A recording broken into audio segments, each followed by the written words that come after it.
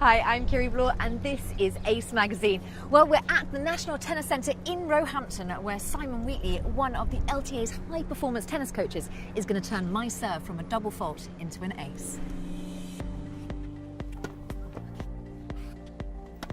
That's good. Okay, Kiri, I've seen you do a few serves and there's a couple of things I want to help you with in order to have a more effective serve. Okay. What I noticed that you do is the ball tends to actually go in the air a little bit too long. Okay. So as you send it off the strings, it feels like it's almost going over the rainbow and it's in the air and almost the returner's waiting for the ball to land. So it feels a bit like this. Too loopy. It's a bit too loopy, it's like arced a bit too much. It's much better if we can make the ball land in that box as quickly as possible. So the trajectory has to be more like an aeroplane landing rather than the aeroplane taking off. Okay. Okay? So that's what you're doing at the moment, and it's got to be more like this. So what are the key things to look out for to make your serve better? That's one of them, obviously, making it less loopy, let's say. Okay, there's a few things. The most important thing is that the racket accelerates just before and at impact. So a lot of players, when they come to serve, they'll actually stop this racket at impact. So they'll throw the ball up and stop.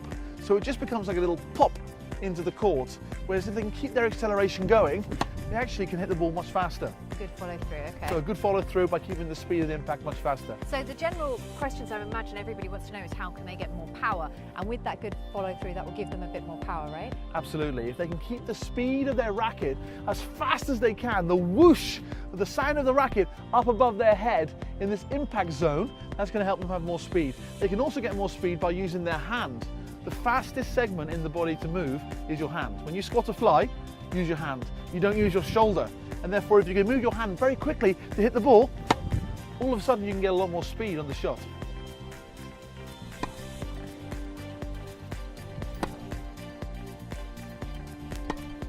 Okay, Simon, so I've changed my technique, but my feet.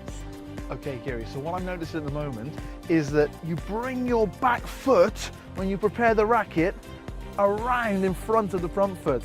So what all the professional players do is they actually bring their back foot up and align it with the front foot, and that keeps them nice and sideways on. What you're doing is by dragging it around, you're actually opening your body, facing the net too early, and then having to push your bum out and just throw your racket, and it almost looks like you're collapsing a little bit. Okay, so it's all about getting the feet to touch. If you actually turn this foot parallel with the baseline. You see that? Okay. That's a great serve. You feel that? Even the timing was better. The ball stayed so low, it hit the ground quickly. That's really going to cause the returner some problems. Your feet were perfectly aligned in the pre-throw position, and you're able to stay sideways on and really snap out on that one. Great serve. Well, now I've mastered the serve. Catch up with our next edition in Ace Magazine. It's all about the volley. I'm off to Wimbledon.